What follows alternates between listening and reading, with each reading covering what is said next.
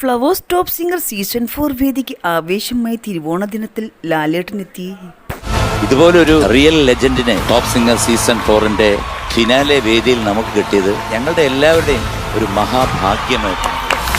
ഫ്ലവേഴ്സിന്റെ തിരുമുറ്റത്ത് തിരുവോണ താര തമ്പുരാനായി എത്തിയിരിക്കുന്നത് മോഹൻലാലാണ്. താങ്കളോട് വളരെ നന്ദിയും സ്നേഹവും വാത്സല്യവും ഒക്കെ ഞങ്ങൾക്കുണ്ട്.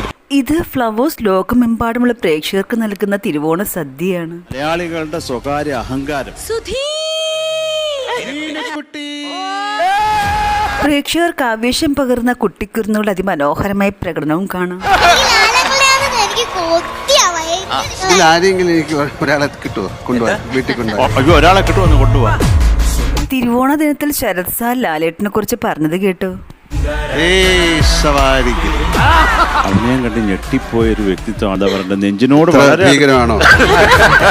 ടോപ്പ് സിംഗർ വേദിയിലെ കുട്ടിക്കുറുമ്പുകൾ ഓണസമ്മാനം ലാലേട്ടൻ നൽകുന്നുമുണ്ട്. എനിക്കെന്താണ് ഓണായിട്ട്? എനിക്ക് ലാലങ്കളിന് എനിക്കൊരു ഉമ്മ തന്നാ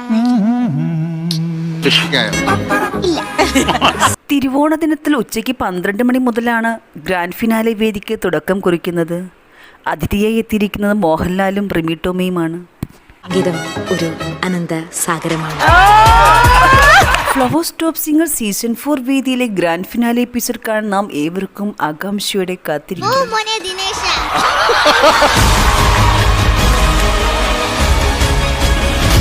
സീസൺ 4 വേദിയിൽ അരങ്ങേറിയ കൃഷ്ണയുടെ അതിമനോഹരമായ പ്രകടനം കാണാം. ഈ സെലക്ഷന് മോക്ക് 1,00,000 മാർക്ക്. വേദിയിൽ കൃഷ്ണ അതിമനോഹരമായ പ്രകടനമാണ് കാഴ്ചവെച്ചത്. എന്തായാലും നന്നായി പ്രാക്ടീസ് ചെയ്ത് വെറൈറ്റികളും പാടി പഠിക്കുക. തിരുവോണ ദിനത്തിൽ ഉച്ചയ്ക്ക് 12 മണിക്ക് top singer season 4 grand finale എപ്പിസോഡിന് തുടക്കം കുറിക്കുകയാണ്. കുരുന്നുകളുടെ അതിമനോഹരമായ പ്രകടനം കാണാൻ നാം ഏവർക്കും ആകാംക്ഷയോടെ കാത്തിരിക്കാം.